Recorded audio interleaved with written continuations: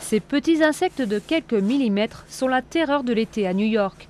Les punaises de lit qui piquent et sucent le sang se sont invitées dans plusieurs grandes chaînes de magasins récemment, semant la panique générale.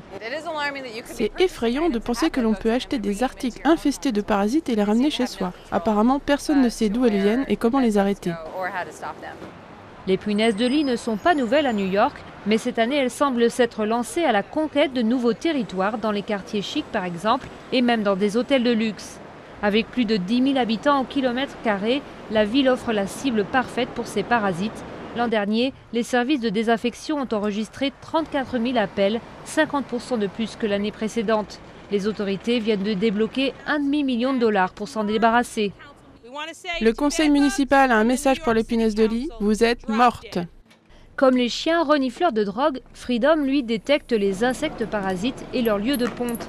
Pour ces services, il faut débourser $350, mais l'enjeu en vaut la chandelle car les piqûres de ces insectes engendrent des démangeaisons qui dégénèrent rapidement et provoquent des plaques rouges étendues.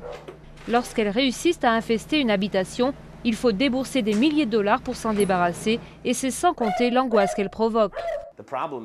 Le problème, c'est que dès que vous vous endormez, vous vous faites piquer et les gens, ça les fait complètement paniquer.